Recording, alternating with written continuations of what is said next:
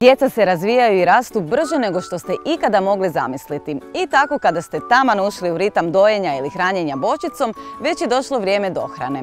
Uz navikavanje na nove okuse i hranjenje žlicom, vaša gladna beba ponekad neće birati ni mjesto ni vrijeme za obrok.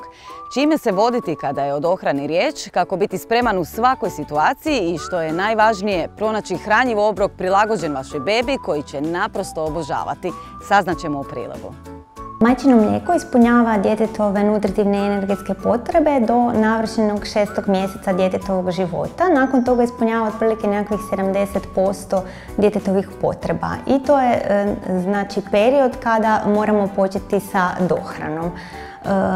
Dijete do navršenog 4. mjeseca udvostruči svoju tjelesnu masu. Do tog perioda ne trebamo početi sa nikakvom dohranom, ali između 4. i 6. mjeseca djetetovog života je dobro početi uvoditi znači, hranu u obliku kašica, povrtnih, voćnih kašica od žitarica. Dijete do 1. godine života ima najveće nutritivne potrebe što za energijom, što za svim makro i mikronutrijentima, znači ima visoke potrebe na proteinima, mastima, ugljikohidratima, na vitaminima i mineralima, osobito na kalciju i željezu i upravo znači, kašice zadovoljavaju sve visoke standarde i nutritivne potrebe koje prate onda rast i razvoj djeteta. Djetetu je uvijek važno prvo ponuditi hranu koja neće izazvati nikakve alergijske reakcije ili intolerancije na hranu. To je hrana koja mora biti lako probavljiva, tu svakako dolaze u obzir kašice koje su žitne, koje ne sadrže gluten i povrtne i voćne kašice. Kada biramo kada ćemo ponuditi povrtne kašice, dobro ih je ponuditi u sklopu glavnih obroka, recimo u sklopu ručka i večere, a voćne kašice bolje je nuditi zasebno kao kvalitetan međuobrok za nadopunu vitamina i minerala. Žitne kašice djeci možemo, ovisno naravno o samom razvoju djeteta, ponuditi već od 4. mjeseca života.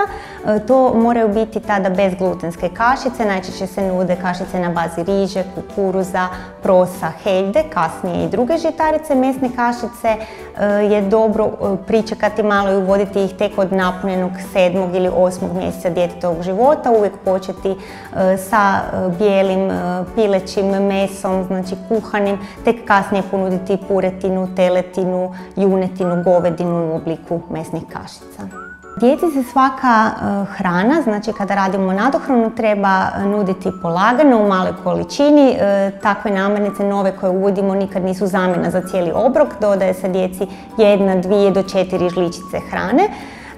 Uvijek nuditi svaku namirnicu zasebno i pratiti djetetovu reakciju, znači da li postoji neka alergijska reakcija ili intolerancija, znači napraviti uvijek razmak 3, 4 do 5 dana kad uvodimo novu namirnicu. Ukoliko dijete odbija bilo koju vrstu hrane, ne siliti ga, nego jednostavno pričekati, uvijek voditi računa da je dijete kad uvodimo bilo kakvu dohranu i novu namirnicu da je zdravo, da je dobro raspoloženo. Ako hranu odbije, ponuditi nakon par dana ponovno ili u kombinaciji sa već nekom namirnicom koja je dobro prihvaćena.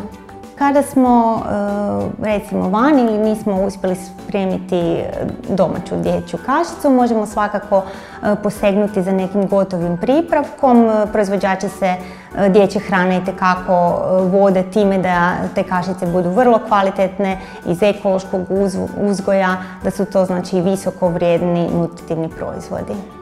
Kada djetetu želimo ponuditi kašicu iz vrećice, moramo biti sigurni da je ono sposobno i samostalno sjediti i držati takvu jednu vrećicu. Možemo mu sami demonstrirati kako to napraviti. Djeca vrlo brzo uče i mi smo im uvijek dobri primjeri. To negdje pričekati znači do 8. navršenog djetetovog mjeseca života za takvu vrstu nadohrane. Djecu je jako dobro ohrabrivati da se sama hrane, tako se potiče njihova samostalnost i da im se, uvjetno rečeno, jedna vrsta i odabira da oni sami mogu izabrati što žele. Tu je i manja opasnost da onda dijete i odbija neku hranu. Djetetu trebamo dozvoliti da se upoznaje sa novim oblicima, teksturama, okusom, konzistencijom hrane. Naravno sve primjereno djetetovom psihofizičkom razvoju.